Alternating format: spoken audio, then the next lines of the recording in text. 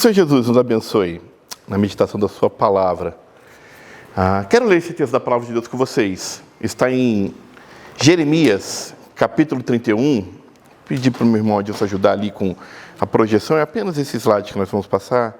Jeremias, capítulo 31, a partir do verso 15, que diz assim a palavra de Deus em Jeremias, capítulo 31, a partir do verso 15. Diz assim: assim diz o Senhor, ouviu-se um clamor em Ramá, pranto e grande lamento. Era Raquel chorando por seus filhos, inconsolável por causa deles, porque já não existem. Assim diz o Senhor, reprime a tua voz de choro e as lágrimas dos teus olhos, porque há recompensa para as tuas obras, diz o Senhor, pois os teus filhos voltarão da terra do inimigo. Há esperança para o teu futuro, diz o Senhor, porque os teus filhos voltarão para os teus territórios. Quero ler esse último versículo novamente. Há esperança para o teu futuro, diz o Senhor, porque os seus filhos voltarão para os seus territórios. Que o Senhor Jesus nos abençoe na meditação da sua palavra. Quero, de antemão, dizer assim, que é um grande desafio o que nós nos propomos a fazer nessas semanas. De um modo geral, quando a gente prega a palavra de Deus e expande ela para o público em geral, a gente toca em alguns pontos, mas fazer uma palavra direcionada especificamente para mulheres é algo muito difícil. Digo por que difícil, né? Assim, e confesso, e quero dizer isso a vocês, não foi fácil esse processo de pensar sobre o que nós íamos falar e sobre chegar até o que nós chegamos aqui, mas eu me coloco de maneira bem humilde, sabe, minhas irmãs? E peço para que Deus me use como instrumento para falar aos seus corações, né? E não só aos seus corações, né? Mas ao coração de todos aqui. Porque a gente está vivendo um tempo muito complicado, onde as pessoas estão muito melindradas. As pessoas estão, de um modo geral, muito aptas a brigar, né? Está sem o abafador do microfone, de vez em quando dá uns barulhos, eu vou tentar botar ele mais para baixo. E essa aptidão, essa rapidez a brigar, acaba nos deixando, parece que todo o tempo de punho cerrado, ou já desconfiado. E eu quero pedir uma coisa em nome de Jesus, no início dessa mensagem. Por favor, vamos baixar todas as nossas armas e preconceitos, entender de uma maneira realmente espiritual o título que eu chamei essa mensagem, que é Guiados pela Amargura ou pelo Espírito. Né? Guiados pela Amargura ou pelo Espírito. E eu quero dizer também que praticamente toda essa mensagem se aplica também aos homens. Mas hoje, de um modo muito especial, eu queria falar ao coração das minhas irmãs. E sabe, para iniciar esse tempo, eu quero fazer igual, sabe, tudo aqui nos Estados Unidos tem um disclaimer, né? Alguns avisos de proteção. Eu quero fazer alguns aqui. Eu quero fazer algumas separações para que vocês entendam o que eu quero dizer com amargura. Existe sim uma diferença entre tristeza, depressão e amargura. E eu quero deixar bem claro a diferença de uma para outra antes mesmo de entrar na mensagem. Tristeza é uma reação instantânea a um estímulo, né? Acontece algo e nos colocamos tristes. A tristeza é algo totalmente natural e humano, ao ponto de, muitas vezes, a Bíblia relacionar a tristeza ao choro.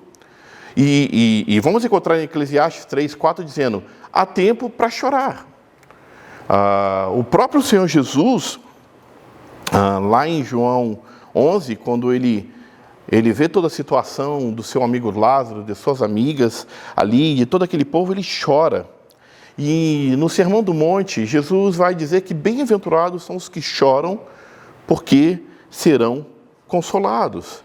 Então, eu quero dizer que não há nada errado em ser triste ou estar triste por algum momento.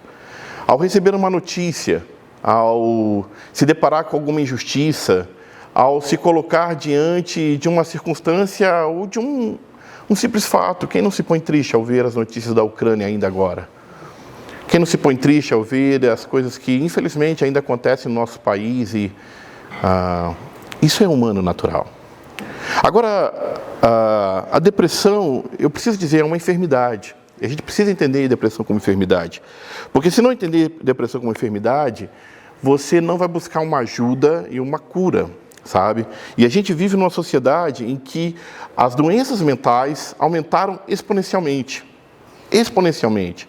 E esse tempo de reclusão do Covid fez com que isso chegasse a números grandíssimos. E quando eu falo de depressão, sabe, há uma série de evidências que mostram alterações químicas no cérebro do indivíduo deprimido e principalmente em relação, eu até anotei isso para não me confundir, aos neurotransmissores, serotonina, noradrenalina e, em menor proporção, a dopamina. Essas substâncias, elas transmitem os impulsos nervosos entre as células. E por que eu falo isso? Né? Porque, no sentido mais patológico, né, é uma presença da tristeza, do pessimismo, da baixa autoestima, que aparece com frequência e pode combinar-se entre si. E a depressão mata. A depressão leva realmente pessoas a cometerem atos contra a sua própria vida. E eu quis dizer dessas duas coisas para que a gente pudesse tentar entender o que a Bíblia fala, então, sobre a amargura. Porque a amargura como definição, eu peguei essa definição num dos dicionários, diz assim, é aquele que está repleto de amargura, aflição, tristeza, angústia ou angustiado. É o mesmo que aflita, angustiada, atormentada, desgostosa, que perde o sabor das coisas. E quando eu falo de amargo, eu sei que todos nós aqui, em alguma medida, entendem o que é amargo. Já provou algo que é doce e já provou algo que é amargo. E, de alguma medida também, quando a gente fala de uma pessoa amarga, possivelmente na sua memória vai vir alguém ou algum momento que você se sentiu assim. E qual que é o problema da amargura segundo a palavra de Deus? É que a amargura, segundo o Senhor vai nos dizer, eu vou ler alguns textos aqui, é um pecado. Sabe, eu coloquei uma outra definição que eu gostei, que diz assim, é recusa cega e doentia pela reconciliação. Faz aguçar ainda mais a amargura. É natural que alguns, ou quase todos, queiram evitar reconciliar-se com a pessoa amargurada, devido às suas murmurações e críticas, e isso causa ainda mais dor. A questão é que a amargura é uma deliberação do coração de se manter nesse estado de rancor, de tristeza, sabe, de olhar negativamente tudo. Diferente, como eu disse, a depressão, que é uma coisa circunstancial, de que a depressão, que é uma enfermidade, a amargura do que a Bíblia nos fala, é essa vontade de manter-se nisso. Olha, eu estou chateado e não quero mudar. Eu estou desse jeito, eu vou ficar assim. E sabe, manter isso no coração traz um peso e uma carga sem igual àquele que vive em amargura. E o livro de Hebreus, capítulo 12, verso 15, citando o que aconteceu lá em Deuteronômio 29, diz assim, olha, tendo cuidado de que ninguém, e aqui não se limitava, novamente, a uma palavra das mulheres, está falando da amargura na Bíblia, que ninguém se prive da graça de Deus, e de que nenhuma raiz de amargura brotando vos perturbem, e por elas muito se contamine. E um outro texto de Efésios 4, 30 e 31, não entristeçais o Espírito de Deus, no quais fostes selados para o dia da redenção. Longe de vós toda amargura, cólera, ira, gritaria, blasfêmias e bem assim toda malícia. E a última passagem bíblica, não vou ler a passagem, mas citar, a Bíblia conta a história do Simão o Mágico, que ele fica impressionado de ver os apóstolos derramando o Espírito Santo e pela imposição de mãos, e ele oferece dinheiro para comprar esse dom, ele quer comprar isso. E aí, Pedro, ao ver essa atitude de Simão, fala assim, olha, você está totalmente equivocado. Ore a Deus, sabe, se arrependa desse pensamento e desse fel de amargura. Ele usa ainda esse adjetivo, fala assim, olha, esse veneno da amargura que está te matando. Simão sentia uma sensação de inveja, de querer algo, de tentar comprar algo que é espiritual. E minhas irmãs e meus irmãos, por favor, entendam. Por que é necessário a gente falar dessas coisas? Porque se a tristeza é passageira e a depressão é enfermidade, a amargura, segundo a palavra de Deus, é um pecado e precisa ser tratado. E hoje queremos falar da diferença entre viver em amargura e viver no Espírito. E a gente vai ver um exemplo em 3 mulheres que passaram de uma vida de amargura para uma vida de viver no Espírito. E por isso que eu disse que é bem difícil falar dessas coisas, porque não é algo próprio, exclusivo das mulheres. A Bíblia não deixa claro isso. Mas o que eu vejo cada vez mais, e principalmente pensando nas nossas irmãs imigrantes, nas mulheres imigrantes, do que eu vejo na minha casa, do que eu vejo ao conversar com vocês, ao de ver os nossos encontros, nós somos submetidos a muitas tristezas nessa terra. Sabe, a tristeza da distância, de se colocar em trabalhos que, no Brasil, são considerados trabalhos para quem não tem escolaridade. Eu sei que há, num primeiro momento, uma vergonha, falar assim, você vai trabalhar com limpeza de casa? E eu digo isso para vocês, às vezes que, quando a gente chegou aqui, que eu fui trabalhar com lavar pratos, e, sabe, cuidando de velhinhos, igual vocês sabem que eu já fiz. Sabe, ali naquele momento eu estava limpando o cocô do velho ali, e eu falei assim, meu Deus, o que eu estou fazendo aqui? Sabe essa sensação de... Parece que eu estudei tanto, me dediquei tanto para estar aqui nesse lugar. E é uma inversão de valores, porque todo trabalho é digno. Mas essas coisas ferem a alma. Ferem o coração quando você percebe, por exemplo... nessa terra que todo tempo, de alguma maneira, se grita ao seu ouvido que você não é daqui, de uma maneira ou de outra. E essas 3 mulheres que a palavra de Deus nos vai apresentar nessa noite, sofreram com isso de circunstâncias que passaram na vida delas, que foram duríssimas, e elas não conseguiram vencer, em nenhum momento tiveram amargura na sua alma, mas foram transformadas pela palavra de Deus. E a primeira delas é Ana. Ana sofria de um mal terrível. Ana era estéril. E em 1 Samuel 1,10 diz que Ana chorou com amargura de alma. Olha a expressão que a Bíblia usa para falar da tristeza de Ana. Era uma amargura que tomava a sua alma. Porque, meus irmãos, precisamos lembrar, meus irmãos, que o contexto em que Ana era estéril era muito diferente de hoje. Ainda hoje é uma tristeza sem igual. Eu já conversei com muitos casais, tenho uma família, pessoas que não puderam ter filhos, e que dor, que bênção é. Meu filho está completando hoje 19 anos, minhas irmãs, meus irmãos, eu estou tão feliz de ver o meu filho grande desse jeito. Que bênção é poder desfrutar da alegria dos seus filhos. E se hoje ainda é uma dor, no tempo bíblico, que se entendia que a mulher era para gerar filhos, não gerar filhos, colocava sobre ela uma carga sem igual, de ser alguém que não era abençoada. E quando falamos sobre o gerar filhos, sabe, o poder de dar à luz, talvez seja algo que mais se aproxima do divino. Porque toda a criação começa com haja luz. Toda a criação começa com, sabe, trazer vida, e a mulher tem essa capacidade. Por mais que a gente saiba, meus irmãos, que a relação de um pai e um filho é grandiosa, os vínculos maternos são inigualáveis. Tanto que a Bíblia vai falar assim, se for possível uma mãe esquecer de um filho que ama, eu ainda me esquecerei de ti. E sabe por que Deus usa essa expressão? Pela impossibilidade, por ser algo... sabe, inimaginável, uma mãe se esquecer de um filho. E Ana tinha amargura de alma porque ela não podia ser mãe. E a amargura de Ana tomou tanta a sua alma que ela não conseguia nem mais observar as coisas boas que ela tinha na vida. A Bíblia conta sobre seu esposo, brevemente. Diz que Eucana amava Ana. Diz que não só Eucana amava Ana, mas Eucana distribuía, novamente, tempos bíblicos, outros momentos, outras circunstâncias de vida. E naquele tempo, quando essa mulher não podia produzir filhos, ele buscava então uma segunda mulher para poder gerar os seus filhos. E isso não está mais permitido, então tira isso da sua cabeça. Não é um problema nosso hoje. Mas naquele tempo, ela ainda sofria com a outra mulher que tinha gerado filhos e zombava dela, provocava ela. E quando a Bíblia fala então do amor de Eucana, fala assim, ele dava porção dobrada a Ana. Ele queria agradar a Ana. E chega um momento, meus irmãos, que Eucana faz uma série de perguntas a Ana e fala assim, por que choras? Por que está triste? O que eu posso fazer mais? Eu não sou melhor para ti do que 10 filhos. Eucana tenta de alguma maneira, alcançar o coração da sua esposa, mas ele é incapaz.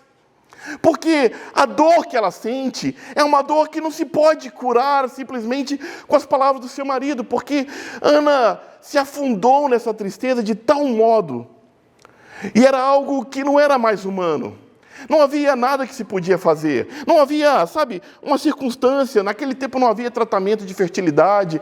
E eu conheço casais também que passaram anos fazendo tratamento de fertilidade e ainda assim não puderam. E o coração de Ana se sentia infrutífero. E quando eu penso sobre sentir-se frutífero, quantos não se sentem assim? Quando de alguma maneira a gente sente que tudo que nós estamos fazendo não tem mais valor. Que tudo aquilo que nós estamos fazendo não está sendo reconhecido. Ou até questionamos, será que está valendo a pena o que eu estou fazendo? E quando eu falo essas coisas, pode parecer muito sensível, porque a pergunta é, Ana tinha razão de ser assim?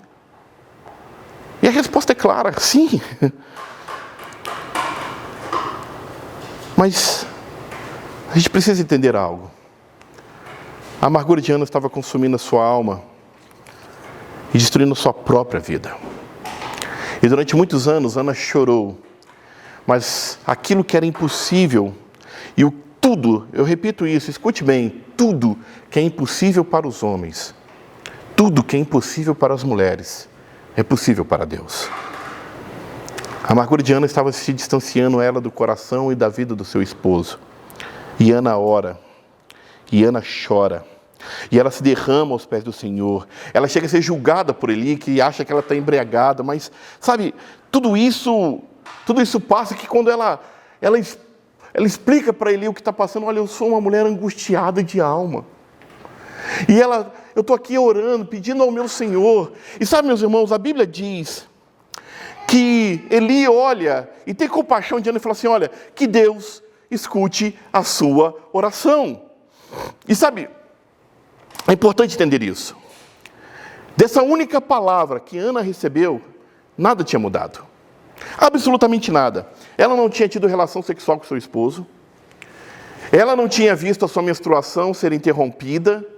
Ela não percebeu nenhuma mudança no seu corpo. Ela não tinha, visto a sua barriga aumentar. Ela não tinha sentido, o mexer do bebê. É uma das experiências mais gostosas que eu tenho, tanto do Gabriel como da Raquel, era quando de repente dava aqueles calombo assim, e a Ivete meio sem ar, eu passava a mão e falava, calma bebê, calma. Ana não sentiu nada disso. Mas ela creu de tal maneira na palavra que recebeu, que a Bíblia diz que o seu semblante já não era mais triste. Que ela sai dali, radiante, transformada. E isso é fé. E isso é ser guiada pelo Espírito. É deixar essa situação de amargura e viver algo agora que crê no Senhor. Como eu disse, aparentemente nada mudou. Fisicamente, Ana ainda não estava grávida, mas o seu coração confiou de tal maneira que aquela amargura, que aquela circunstância de vida já não mais lhe atormentava. E aí está o ponto que o meu irmão Júnior já falou, Ana recuperou a alegria da vida. Ela conseguiu enxergar muito mais além do que os seus olhos estavam postos. E por isso eu preciso repetir essa frase para vocês, minhas irmãs. Vocês são a alegria da casa. Vocês são a alegria do lar. Escute bem o que eu quero dizer. Se o homem está zangado, se os filhos estão irritados, se está na fase adolescente, que é uma fase, meu Deus do céu, se pudesse pegar os filhos na adolescência, deixar num lugar e buscar lá, 5 anos depois, eu buscava. Isso é todos os pais que falam, tá, Raquelzinha? Não estou falando de você. Mas eu deixava. Pode estar todo mundo, o cachorro latindo muito, passando lá em casa 3 semanas com o ar-condicionado quebrado, está toda circunstância assim. Se a mulher está bem, ela consegue trazer harmonia no lar. Amém, Jesus. É verdade. Amém. Ela consegue. há um poder sem igual. Eu falo isso, não falo isso, sabe, com um tom de recriminação, não. Porque também o contrário é verdadeiro. A mulher, no momento que ela está triste, ela também joga isso sobre toda a casa. E quando o Provérbios diz que a mulher sábia edifica a casa, e com as próprias mãos a insensata derruba, isso parece uma carga gigante. Porque poderia, agora uma irmã dizer, pastor, é fácil falar isso. Bota a culpa e os problemas todas as mulheres. Aguarda a semana que vem. Aguarda ansiosamente pela mensagem semana que vem, quando a gente vai falar de homens, tá bom? A mensagem de homens começa assim, levanta-te, que agora eu vou falar como homem. Assim Deus fala lá com Jó. Calma. Não entenda isso como carga, mas entenda isso como um privilégio. Entenda isso como uma grande virtude. Deus confiou a alegria do seu lar nas suas mãos. Amém. Deus confiou a paz dos seus filhos, sabe? O choro dos seus filhos encontra o consolo do seu colo. Sabe que coisa mais graciosa? É você no seu turbilhão de vida e poder chegar à sua mãe e saber que ela te consola. Sabe que coisa mais graciosa é quando você se sente um nada como homem. Quando você se sente incapaz de prover para a sua casa, por alguma circunstância de vida. Está sofrendo e você tem na sua esposa essa companheira fiel que te alimenta, que te levanta a alma. Que coisa graciosa são para as nossas meninas, as nossas filhas, que quando não sabem se expressar, e olha o pai tudo bem, é maravilhoso, vai dar dinheiro, vai dar carinho, vai tratar como princesa. Mas eu sei que existem coisas que só a mãe é capaz de ouvir e de entender de forma mais profunda. E quando o Senhor coloca isso sobre vocês, minhas irmãs, entendam isso como um privilégio, não como uma carga. O inferno quer que você viva uma vida de amargura. Quer acreditar que não há frutos verdadeiros no que você faz, mas rejeite essa palavra em nome de Jesus. Você é guiada pelo Espírito, portanto, viva em fé. Seja a luz de Deus na sua casa, traga a alegria do Senhor sobre a sua família. Ana chama Samuel, chama o seu filho de Samuel, e Samuel é presente de Deus. Sabe, não só Ana chama ele de Samuel, presente de Deus, como tudo que ela sonhava era ter um filho, e agora ela entrega ao templo. E o que parece absurdo para qualquer um, ela queria tanto isso, mas Ana aprendeu algo naquele dia, naquela oração, naquela palavra que entrou no coração dela. É que tudo vem da boa e preciosa mão do Senhor. E que só existe um lugar que meus filhos, a minha casa, a minha vida, os meus bens, os meus sonhos, os meus projetos precisam estar, e esse lugar é na presença de Deus. Eu gosto tanto de uma frase sobre as Déboras no Brasil que diz: mães de joelho, filhos de pé. E eu sei que muitos de nós aqui somos sustentados pelas orações das nossas mães, que clamam, que choram, que não desistem. Não desistem. Ana se levanta. Quando ela deixa seu filho no templo, ela faz um cântico, e eu selecionei parte desse cântico. Ela diz assim: o meu coração se alegra na tua salvação. Ele faz a mãe estéril, mãe de filhos. Ele levanta do meio do pó e do lixo necessitado, e faz sentar entre os príncipes. Não há santo, não há santo como o Senhor, porque não há outro além de ti.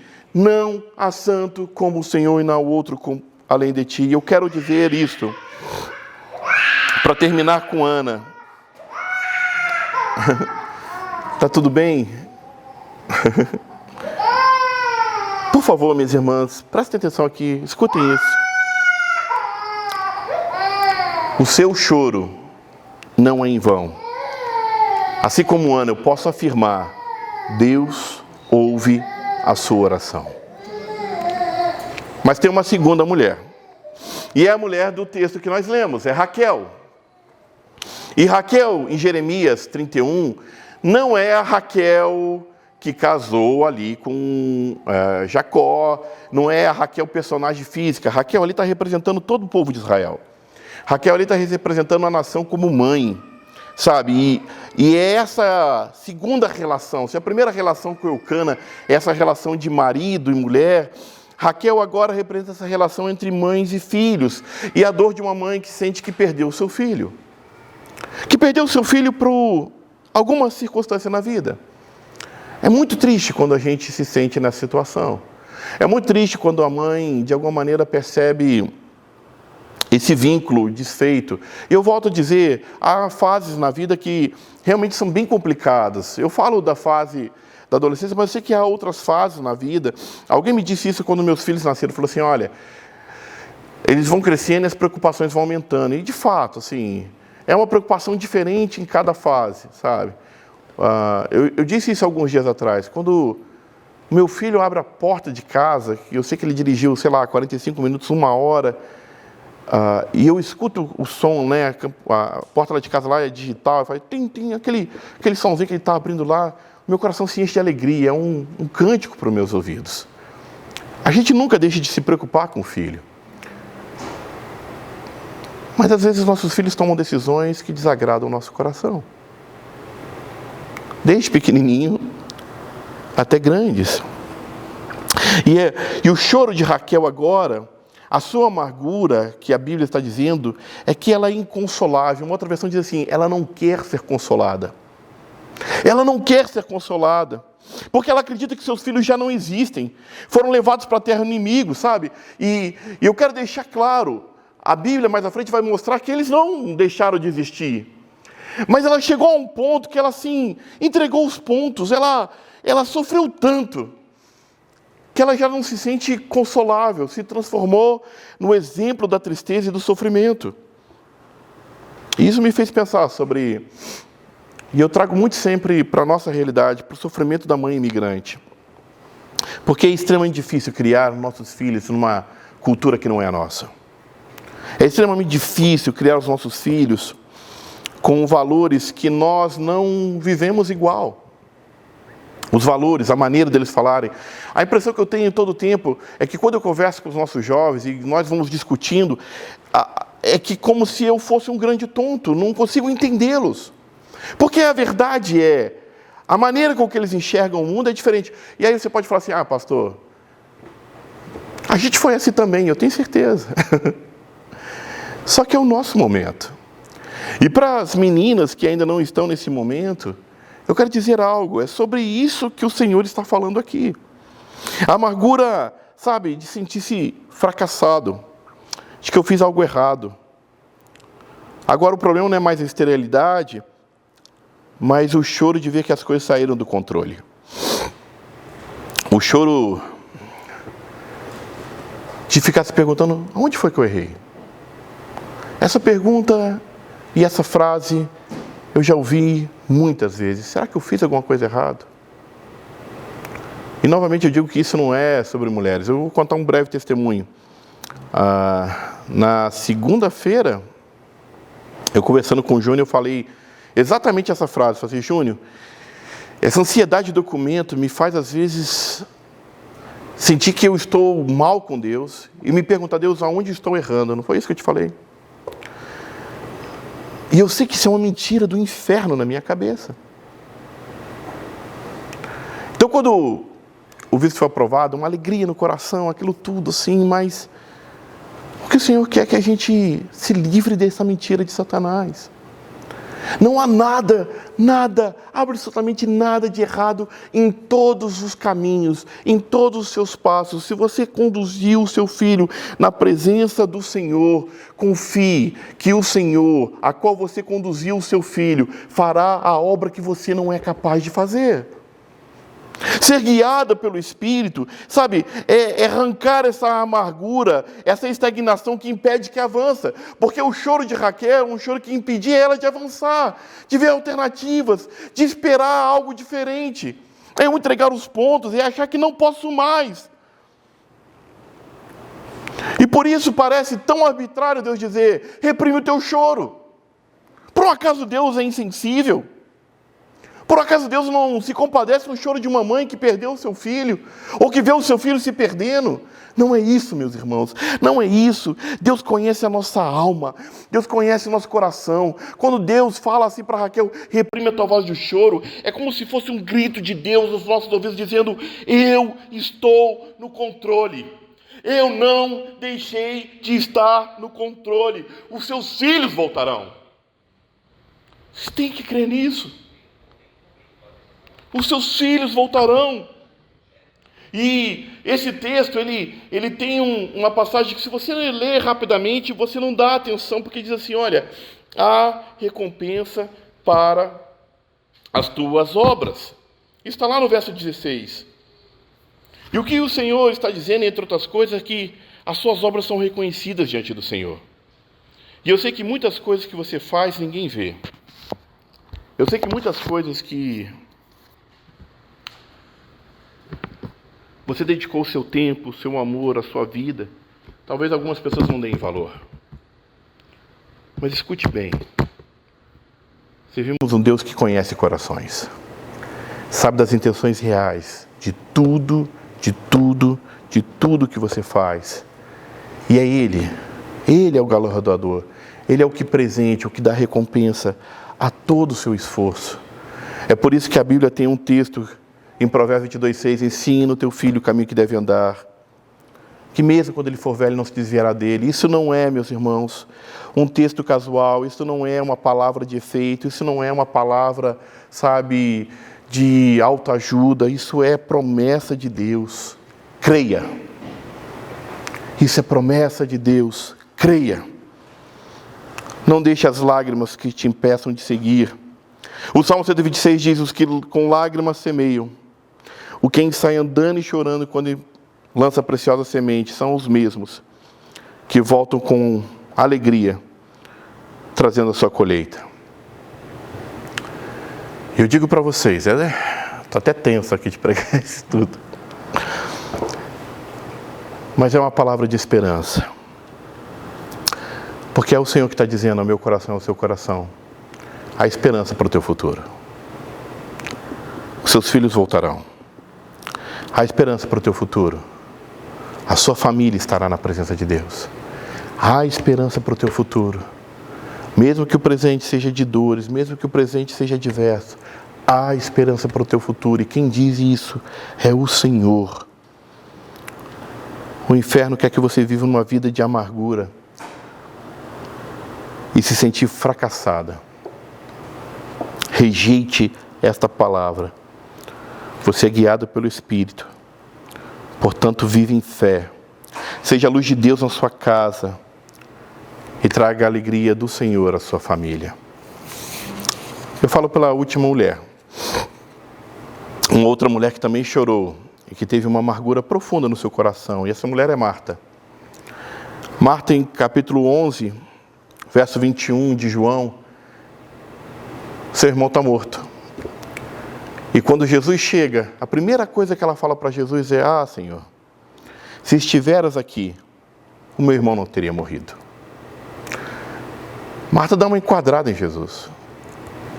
Isso não é uma palavra, sabe, de: puxa, Senhor, que pena que não conseguiu chegar. Não, ela tá zangada. Ela está ressentida. Porque o seu irmão morreu e ela está lançando ali toda a frustração em cima de Jesus, porque Jesus passou outras vezes na casa dela. E das outras vezes que passou na casa dela, ela recebeu muito bem. Sabe, ela abriu a casa para o mestre e Lázaro era amigo de Jesus. Ela manda chamar Jesus e quando Lázaro ainda está vivo, quando Lázaro só está doente, e Jesus não vem. E Jesus não vem, não somente não vem, ele chega 4 dias tarde. Já tem 4 dias que o irmão dela morreu e agora Jesus aparece ali. E sabe, Marta se sente na plena razão de dizer: que passou contigo? Se você tivesse aqui, o meu irmão tinha morrido. E sabe, o que acontece em Marta, é fácil se sensibilizar e se colocar no lugar dela. Ela tem razão para reclamar, pastor. Não é possível. Não é possível que agora você vai criticar essa mulher que está reclamando, porque a reclamação dela é justa. Aliás, não é a primeira vez que Marta reclama com Jesus. A outra vez que Marta reclamou com Jesus, vocês se lembram? Jesus está indo na casa dela e ela está super feliz de receber Jesus. Ela começa a arrumar a casa, preparar as coisas, preparar a casa. Não sei, quando vocês recebem alguém, quando muitos de vocês aqui já tiveram a oportunidade de ir lá em casa para a gente almoçar ou jantar, assim, é uma alegria você arrumando as coisas, preparando, limpando, escondendo, sabe? Tudo que é bagunça, joga num quarto que ninguém vai ver. Você quer deixar tudo da melhor maneira. Há uma alegria de fazer aquilo, sabe? Eu vejo, às vezes, né, esses detalhes que a pastora faz, a Raquelzinha faz, dobra o guardanapo. Eu nunca pensei em dobrar o guardanapo, mas dobra o guardanapo assim, de um jeitinho, coloca tudo para receber com alegria. E Marta, no meio de um processo de preparar as coisas com alegria para receber o Senhor, ela repara que a irmã dela não está trabalhando e ela fica triste, ela também reclama. Você não vai fazer nada, essa mulher está aí parada, eu estou aqui trabalhando. O problema, meus irmãos, minhas irmãs, é que Marta, na primeira circunstância, nesse dia lá do receber Jesus, ela perdeu a alegria de servir ao Senhor. A alegria que estava tomando o coração dela de servir a Deus, se esvaiu quando viu que os outros não faziam igual.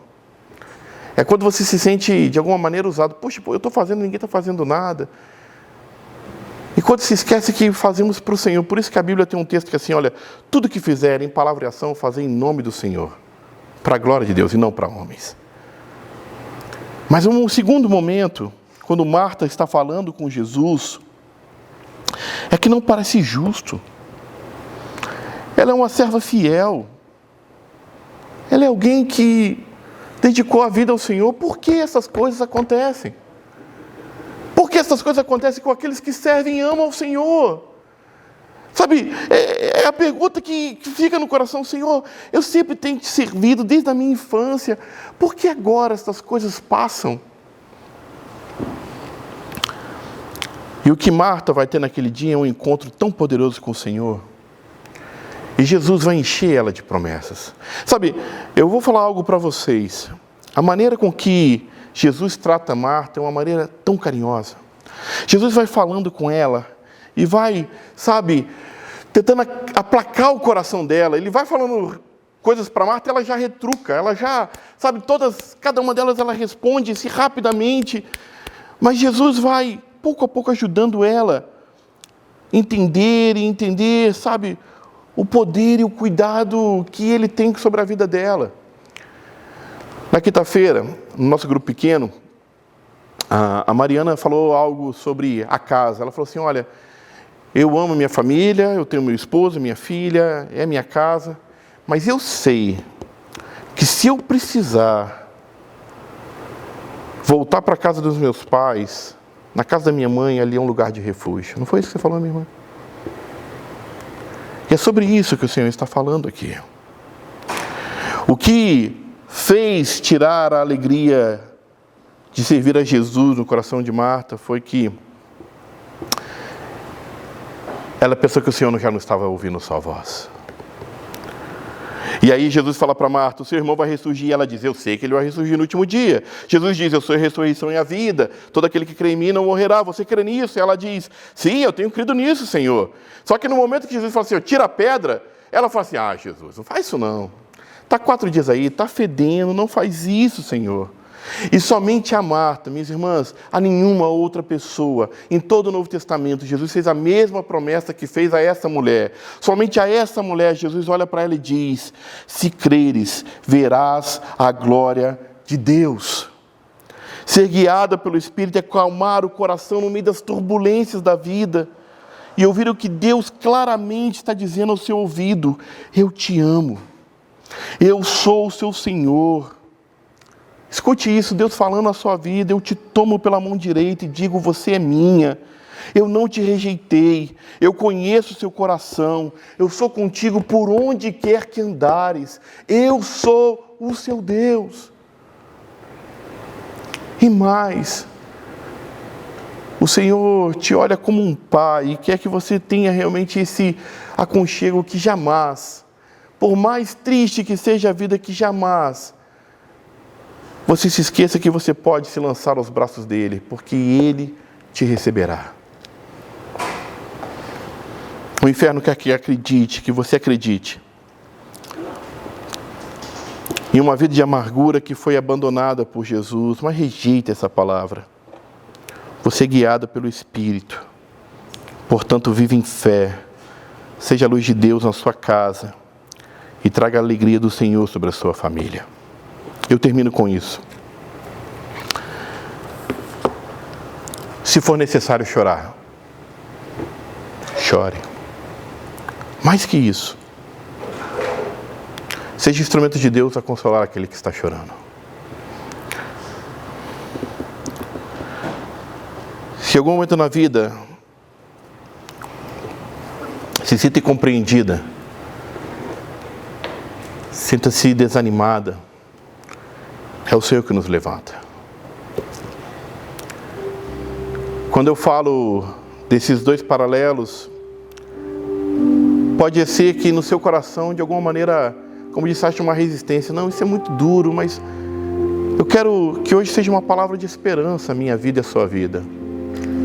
O que o Senhor está dizendo ao nosso coração, às nossas vidas nessa noite, é que Ele não quer que as circunstâncias da vida tirem a nossa alegria de viver.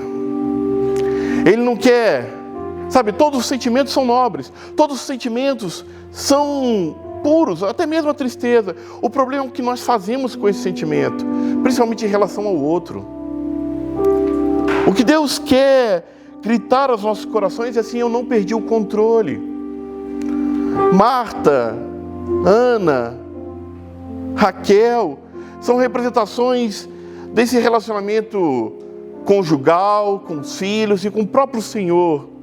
Mas em cada um desses relacionamentos, as dores da vida fizeram com que uma barreira se colocasse. Não havia palavras que podiam mudar, e só existe uma coisa, no caso de todas essas três mulheres, que fez com que suas histórias mudassem: é ter uma vida guiada pelo Espírito, é ouvir a voz de Deus, e o Senhor dará força de se levantar. E eu digo a vocês, se levantar com as pernas sem força, se levantar com as lágrimas ainda nos olhos, mas certo de que aquele que não me toma pela mão e me põe de pé é o próprio Deus. Que o Senhor Jesus nos abençoe. Que o Senhor Jesus, na sua vida, minha irmã, recobre esta palavra: você é a alegria da sua casa. E isso é uma virtude, é um dom de Deus. Você é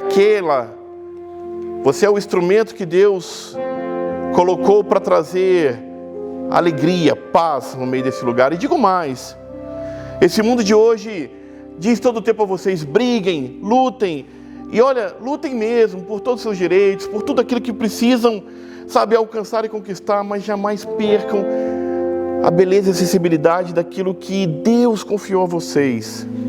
A alegria de ser essa mulher virtuosa, a qual Deus faz grandes coisas na vida de todos, através de vocês. Que Deus os abençoe. Que sejam guiados pelo Espírito. Que vivam em fé. Seja a luz de Deus para a sua casa. E traga a alegria do Senhor sobre a sua família. Em nome de Jesus. Feche seus olhos, eu quero orar. Quero orar nessa noite. Pai Santo, graças te damos, Senhor. Graças te damos, ó Deus, porque de uma maneira única e especial, Senhor, essa palavra, ela é entendida quando nosso coração recebe, ó Deus, de forma clara a tua voz, Senhor. Como ouvimos no caso de Ana, Deus, nada havia mudado, aparentemente nada havia mudado, mas o seu semblante mudou, a alegria tornou ao seu ser, porque ela creu, porque ela confiou. A Raquel, Senhor, foi dada uma esperança, tirou ela do lugar de tanto sofrimento para um lugar de renovo, ó Pai. E o mesmo com Marta, que uma vez mais conseguiu ver com seus olhos que ela era amada pelo Senhor. E eu mesmo te peço, ó Deus, dê uma palavra clara ao coração de cada uma das minhas irmãs, ó Deus, que lutem, que amem, que dediquem suas vidas ao seu lar, ó Pai. Dê a elas, ó Deus, a palavra de sabedoria, ó Deus, para edificar as suas casas. Dê a elas, ó Deus, a força do Senhor, ó Pai, para crer e confiar quando tudo diante dos olhos ainda não aparece. Dê a elas, ó Deus, o renovo, ó Deus, do Senhor, o renovo que vem da parte do Senhor, mostrando que tal qual Jesus fez com Marta, se creres, verás a glória de Deus, ó Pai. E nós cremos,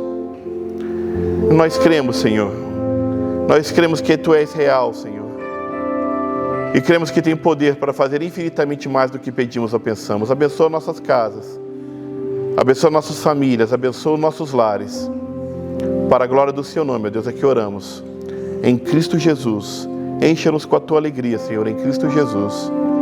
Amém e amém. Que o Senhor Jesus nos abençoe na meditação da Sua palavra.